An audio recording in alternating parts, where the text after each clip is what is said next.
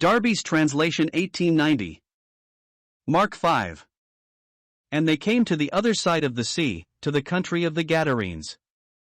And immediately on his going out of the ship there met him out of the tombs a man possessed by an unclean spirit, who had his dwelling in the tombs, and no one was able to bind him, not even with chains, because he had been often bound with fetters and chains, and the chains had been torn asunder by him, and the fetters were shattered, and no one was able to subdue him.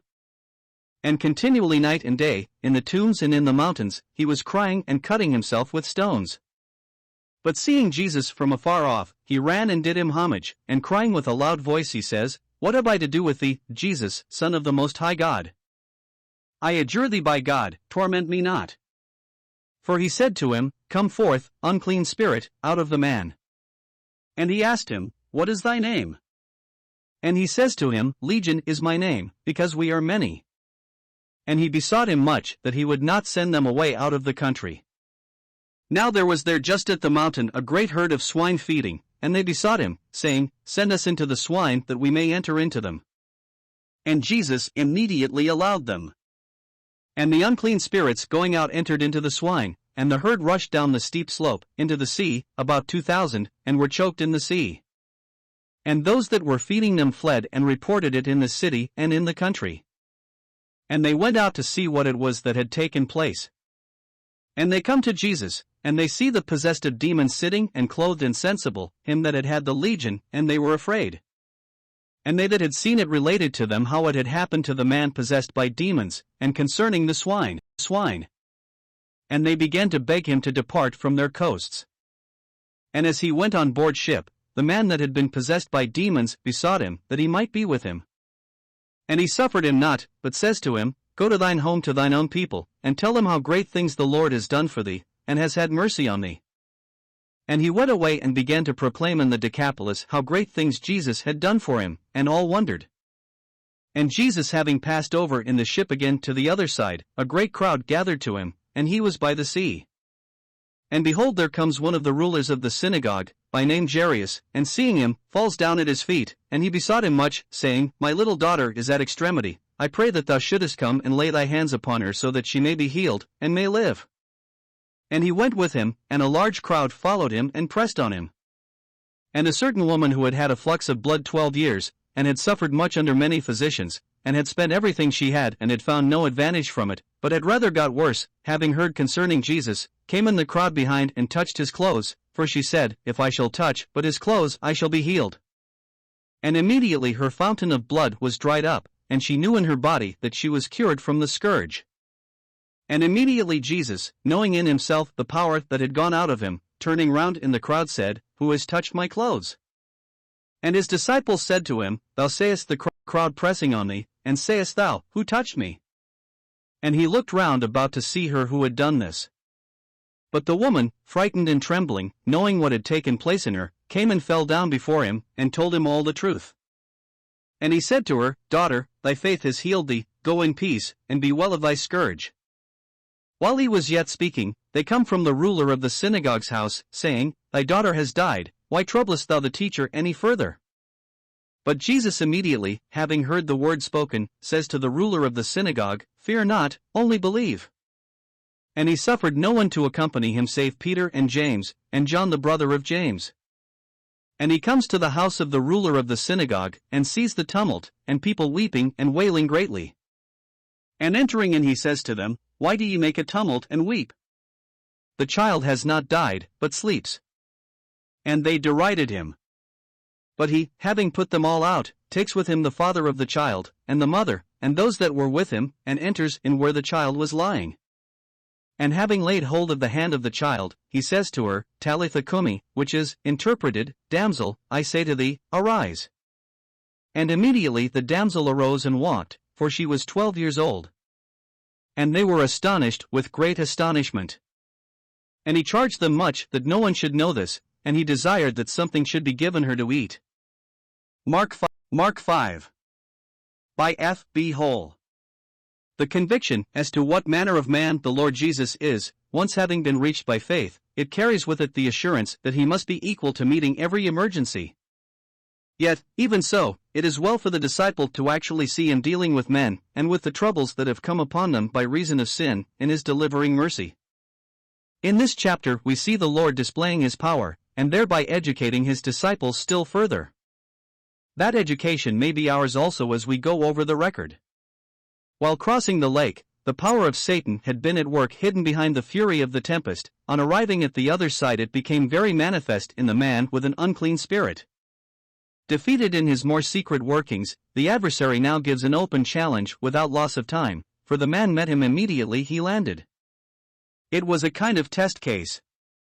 The devil had turned the wretched man into a fortress that he hoped to hold at all costs, and into the fortress he had flung a whole legion of demons. If ever a man was held in hopeless captivity to the powers of darkness, it was he.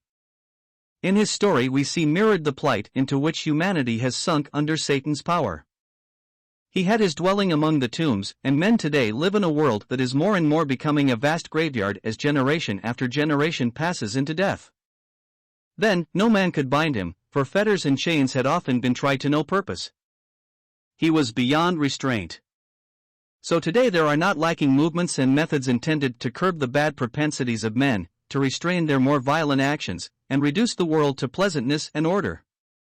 But all in vain. Then, with the demoniac another thing was tried. Could not his nature be changed? It is stated, however, neither could any man tame him, so that idea proved useless. Thus it has always been, there is no more power in men to change their natures than there is to curb and repress them, so that they do not act. The carnal mind is not subject to the law of God, neither indeed can be, Romans 8 verse 7, so it cannot be restrained. Again, that which is born of the flesh is flesh, John 3 verse 6, no matter what attempts may be made to improve it. So it cannot be altered or changed. Always, night and day, he was in the mountains and in the tombs, utterly restless, crying, utterly miserable, cutting himself with stones, damaging himself in his madness. What a picture! And we must add, what a characteristic picture of man under the power of Satan. This was an exceptional case, it is true. Satan's grip on the majority is of a gentler sort, and the symptoms are much less pronounced, still they are there. The cry of humanity may be heard, as men damage themselves by their sins. When the man spoke, the words were framed by his lips, but the intelligence behind them was that of the demons who controlled him. They knew what manner of man the Lord was, even if others did not. On the other hand, they did not know the manner of his service. There will indeed be an hour when the Lord will consign these demons along with Satan their master into torment, but that was not his work at that moment. Much less was it the manner of his service at that time in regard to man. To the demoniac Jesus came, bringing not torment but deliverance. The Lord had bidden the demons to come out, and they knew that they could not resist. They were in the presence of omnipotence, and they must do as they were told. They had even to ask permission to enter into the swine that were feeding not far away. The swine, being unclean animals according to the law, ought not to have been there. The spirits being unclean also, there was an affinity between them and the swine, an affinity with fatal results for the animals. The demons had led the man towards self-destruction, using the sharp stones. With the swine the impulse was immediate and complete. The man was delivered, the swine were destroyed. The result, as regards the man himself, was delightful. His restless wanderings were over, for he was sitting. Formerly he wore no clothes, as Luke tells us, now he is clothed. His delusions had ceased, for he is in his right mind. The gospel application of all this is very evident. The result, as regards the people of those parts, was very tragic, however. They displayed a mind that was anything but right, though no demons had entered into them. They had no understanding or appreciation of Christ. On the other hand, they did appreciate and understand pigs. If the presence of Jesus meant no pigs, even if it also meant no raging demoniac, then they would rather not have it. They began to pray him to depart out of their coasts. The Lord yielded to their desire and left. The tragedy of this was very great, though they did not realize it at the time. It was succeeded by the even greater tragedy of the Son of God being cast right out of this world, and we have now had 19 centuries filled with every kind of evil as the result of that. The departure of the Lord created a fresh situation for the man just delivered from the demons.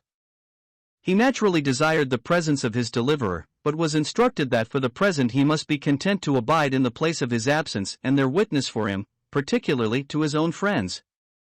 Our position today is very similar. Presently we shall be with him, but for the present it is ours to witness for him in the place where he is not.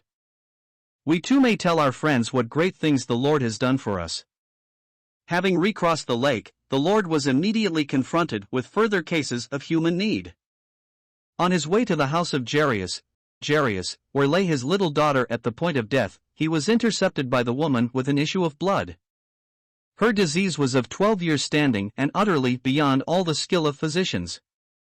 Hers was a hopeless case, just as much as the case of the demoniac. He was in helpless captivity to a great crowd of demons, she to an incurable disease. Again we can see an analogy to the spiritual state of mankind, and particularly to the efforts of an awakened soul as depicted in Romans 7. There are many struggles and much earnest striving, but in result, nothing bettered but rather grew worse would describe the case delineated there, until the soul comes to the end of its searchings, and having spent all, has heard of Jesus. Then ceasing all efforts at self-improvement and coming to Jesus, he proves himself to be the great deliverer. In the case of the man we can hardly speak of faith at all, for he was completely dominated by the demons. In the case of the woman we can only speak of a faith that was defective. She was confident of his power, a power so great that even his clothes would impart it, yet she doubted his accessibility. The thronging crowds impeded her, and she did not realize how completely he, the perfect servant, was at the disposal of all who needed him. Yet the cure she needed was hers in spite of everything. The access she needed was made possible, and the blessing was brought to her. Satisfied with the blessing she would have slunk away. But this it was not to be. She too was to bear witness to that which his power had wrought, and thereby she was to receive a further blessing for herself. The Lord's dealings with her are full of spiritual instruction. The perfect knowledge of Jesus comes to light. He knew that virtue had gone out of him, and that the touch had fallen on his clothes. He asked the question, but he knew the answer, for he looked round to see her that had done it. His question also brought to light the fact that many had been touching him in various ways, yet no other touch had drawn any virtue from him. Why was this? Because, of all the touches, hers was the only one that sprang out of a consciousness of need and faith. When these two things are present, the touch is always effective. A good many of us would be like the woman, and wish to obtain the blessing without any public acknowledgement of the blesser. This must not be. It is due to him that we confess the truth and make known his saving grace. Directly virtue has gone out from him for our deliverance, the time of witness-bearing has come for us. Just as the man was to go home to his friends, the woman had to kneel at his feet in public. Both bore witness to him, and, be it noted, in the opposite way to what we might have expected. Most men would find the witness at home the more difficult, most women the witness in public.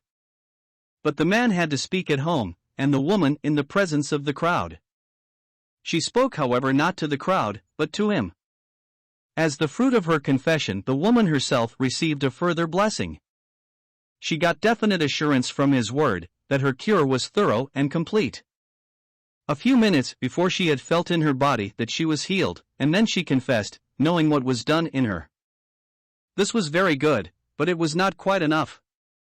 Had the Lord permitted her to go away simply possessed of these nice feelings, and this knowledge of what had been done in her, she would have been open to many a doubt and fear in the days to come.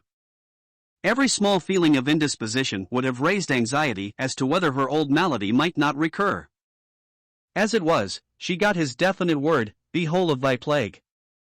That settled it. His word was far more reliable than her feelings. So it is with us. Something is indeed done in us by the Spirit of God at conversion, and we know it, and our feelings may be happy, yet, even so, there is no solid basis on which assurance can rest in feelings, or in what has been done in us. The solid basis for assurance is found in the word of the Lord. Not a few today lack assurance just because they have made the mistake which the woman was on the point of making. They have never properly confessed Christ, and owned their indebtedness to him.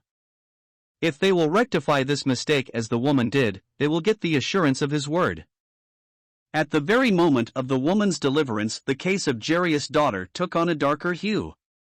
Tidings of her death arrived, and those who sent the message assumed that though disease might disappear before the power of Jesus, death lay outside his domain. We have seen him triumph over demons and disease, even when the victims were beyond all human help. Death is the most hopeless thing of all. Can he triumph over that? He can, and he did. The way that he sustained the faltering faith of the ruler is very beautiful.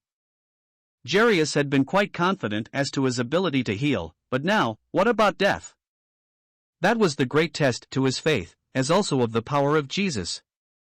Be not afraid, only believe, was the word. Faith in Christ will remove the fear of death for us as well as for him. Death was but asleep to Jesus, yet the professional mourners mocked him in their unbelief. So he removed them, and in the presence of the parents and those of his disciples who were with him, he restored the child to life. Thus for the third time in this chapter is deliverance brought to one who was beyond all human hope. But the beginning of verse 43 is in sharp contrast to verses 19 and 33. There is to be no testimony this time, accounted for, we suppose, by the contemptuous unbelief that had just been manifested. At the same time there was the most careful consideration for the needs of the child in the way of food, just as there had been for the spiritual need of Jairus a little before. He thought both of her body and of his faith.